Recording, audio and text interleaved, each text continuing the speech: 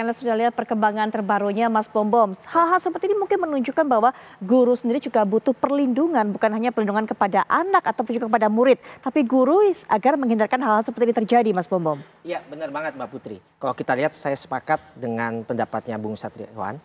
Jadi ternyata kalau kita jawantakan secara parsial, undang-undang perlindungan secara hukum untuk guru ini sangat minim dan belum ada secara detailnya. Tadi sudah sampaikan di Undang-Undang Guru Nomor 14 Tahun 2005. Yes, apalagi kalau kita jabarkan lebih lanjut gitu ya. Dan ada sebuah perbedaan paradigma terutama tentang diksi-diksi pola hukum yang ada terkait dengan seorang profesi seorang guru. Kalau profesi kedokteran jelas, sudah jelas. Nah mungkin ini bisa apple to apple seperti profesi jurnalistik misalnya kemarin yang sempat kita bahas gitu ya. Polemiknya begitu panjang. Nah kembali kepada guru, dan sini saya harap Prof. Muti selaku Menteri Pendidikan baru bisa melakukan evaluasi dan memberikan masukan-masukan mendalam, terutama bersama teman-teman di Komisi 10 DPR RI gitu ya, melakukan sebuah perbaikan secara komprehensif, secara parsial dan juga holistik terhadap Undang-Undang Perlindungan Guru. Nah, memang kalau kita lihat ini nanti akan terantitesakan dengan Undang-Undang Perlindungan Anak gitu ya. Karena apa? Karena keduanya kalau kita lihat Undang-Undang Perlindungan Anak kan begitu mendalam. Contoh misalnya saya pernah membuat modul tentang ABH, anak berhadapan dengan hukum. Nah di dalam modul-modulnya ini anak di bawah usia 16 tahun ke bawah itu tidak bisa dihukum.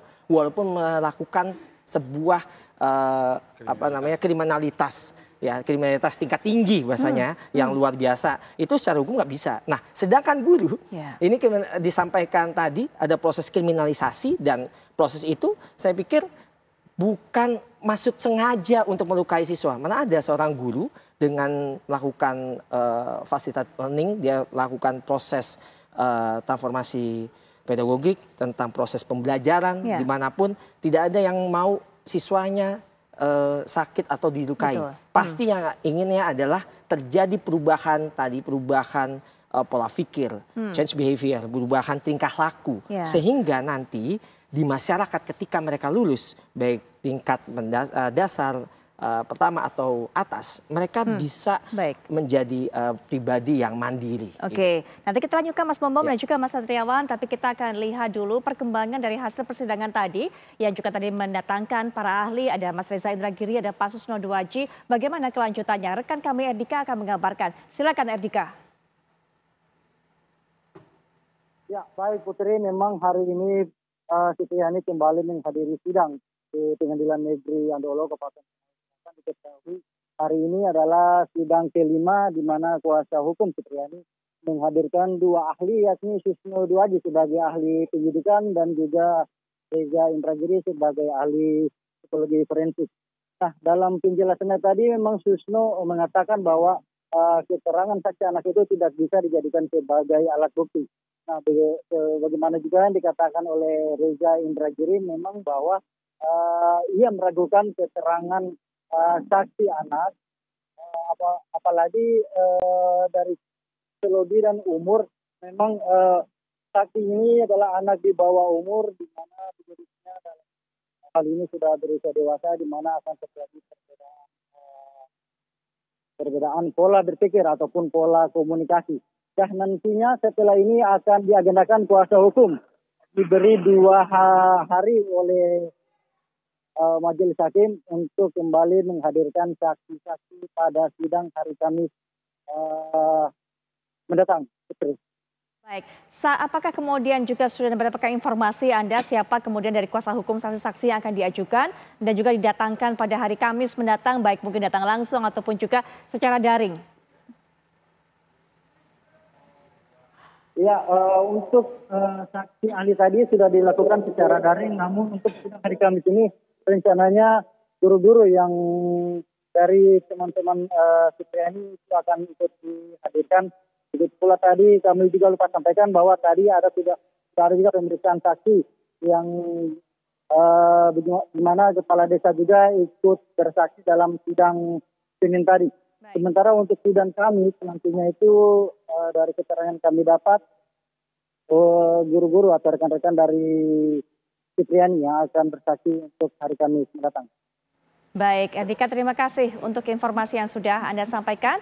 Kita akan terus tunggu bagaimana perkembangannya, termasuk juga jalannya proses persidangan di hari Kamis mendatang.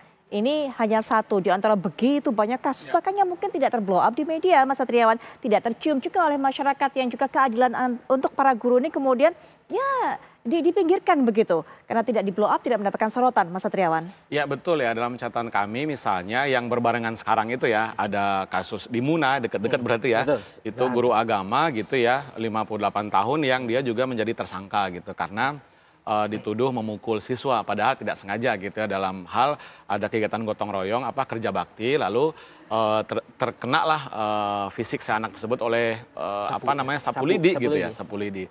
Nah kemudian juga yang terakhir di Wonosobo tapi sudah selesai ya, Pak Marsono namanya, guru olahraga. Beliau juga dituduh melakukan kekerasan padahal dia melerai anak yang sedang berkelahi, lalu dimintain duit 70 juta tapi udah selesai juga. Tapi kalau memang tercapai mediasi, damai, kata sepakat. ada mediasi. Nah, jadi saya pikir Mbak Putri, guru-guru kita sekarang patut juga merasa was-was, khawatir, bahkan cemas gitu ya, karena di satu hal faktornya adalah mengenai undang-undang guru dosen, perlindungan guru yang 4 jenis tadi itu memang tidak tersosialisasikan dengan baik.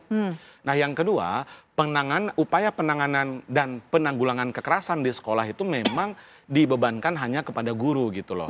Seharusnya, Mas. Seharusnya, nah kalau kita merefer kepada undang-undang guru dosen, dan ada Permendikbud nomor 10 tahun 2017 tentang perlindungan guru dan tenaga kependidikan. Dikatakan di situ guru berhak mendapatkan perlindungan dari pemerintah pusat, pemerintah daerah, ya kan, bahkan dikatakan juga bahwa guru berhak mendapatkan pendampingan hukum di situ ketika guru berhadapan dengan masalah pidana atau perdata di dalam melaksanakan tugasnya. Itu ada di Permendikbud nomor 10 tahun 2017. Tapi kenyataannya itu semua macan kertas. Nah, jadi Pemda kayak gini-gini nih, untung ada LBH, alhamdulillah kami apresiasi. Untung ada organisasi profesi. Ya karena, tapi tidak semua guru juga punya kesadaran untuk menjadi anggota organisasi profesi. Karena? Ya karena tadi mohon maaf, mohon izin sekali lagi nih otokritik ya, karena kita tidak paham teman-teman guru, undang-undang guru dosen, PP tentang guru. Tidak dipelajari. Betul. Dibaca, gitu di ya. Dinas Pendidikan juga itu absen dibahas. Kita sibuk pelatihan-pelatihan ya kayak sekarang melalui platform Merdeka Mengajar, PMM. Yang sebentar lagi akan diganti. Yang sebentar lagi akan diganti ya. Semoga akan diganti PMM gitu. Nah di sisi lain kita absen untuk memahami apa saja perlindungan bagi guru. Sekali lagi guru boleh memberikan sanksi, konsekuensi sepanjang sesuai dengan aturan yang edukatif dan seterusnya. Jadi kami menghimbau kawan-kawan guru untuk tetap konsisten gitu kan, sepanjang sanksi atau konsekuensinya sesuai dengan kaidah pedagogik, sesuai dengan undang-undang gitu ya, itu tidak masalah, asal dengan jangan menggunakan penyiksaan dan seterusnya. Yang kedua, ini rasa-rasanya mungkin gunung es saja, fenomena gunung es. Saya khawatir ini akan menjadi bola salju nanti yang akan membesar-membesar. Oleh karena itu kami berharap ke depan Pak Abdul Mukti, Komisi 10, Kementerian PPA membuat grand strategi untuk pencegahan dan penanganan kekerasan di sekolah atau satuan pendidikan. Karena madrasah juga banyak terjadi. Dengan bentuk misalnya rencana aksi nasional, pencegahan kekerasan, pencegahan dan penanggulangan kekerasan di satuan pendidikan. Karena selama ini kita parsial, Mbak Putri, penanganannya. Iya, parsial itu seperti? Viral baru dibahas. Betul, viral baru dibahas. Yang kedua, kalau ada kekerasan di satuan pendidikan, sekolah kah, madrasah kah, pesantren kah, kita fokusnya ke hilir, bukan ke hulu gitu ya. Jadi guru juga nggak tahu, saya harus seperti apa Pak, saya dikriminalisasi. Padahal Dinas Pendidikan, Pemprov, Pemda, karena guru itu di bawah Pemda loh, ya kan, kota, kabupaten, provinsi. Itu wajib memberikan pendampingan. Nah guru-guru selama ini kalau ada kekerasan, diam sajalah, nggak usah rame-rame. Atau yang kedua, daripada nama sekolah kita tercoreng, ya sudah, tutupi saja. Betul. Daripada ini rame-rame, sekolah kita nanti disorot, nanti datang TV One ke sini, media-media meliput.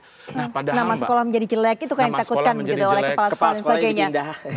Kepala sekolahnya mutasi gitu. Padahal harus ada upaya yang holistik, yang melibatkan semua kementerian, lembaga, termasuk stakeholder pendidikan. Selama ini enggak, dibebankan semua kepada sekolah. Guru itu kewajibannya banyak, Mbak. Nah sekarang ketika guru dikriminalisasi, untung ada pihak eksternal. Dalam hal ini LBH misalnya gitu kan. Betul. Harusnya kan pemerintah daerah, Mbak. Nah, itu kan ironis sebenarnya kan. Nah, Kok malah itu kan jadi ironi. pihak Pemda menutup mata banyak hal seperti itu terjadi di Betul. berbagai daerah, Sampai Mas ke Bombom. Kemdikbud harusnya. Iya, Sebenarnya- tapi tahan dulu Mas Oh, Bombom, iya. tahan dulu. Kita Iya, akan oke. jeda sejenak, nanti kita akan dengarkan lagi pandangan dari para narasumber tentunya, tapi kita juga nanti akan tambah lagi kasus-kasus apa sebenarnya sudah terjadi dan juga mewarnai dunia pendidikan di mana guru posisinya lemah menjadi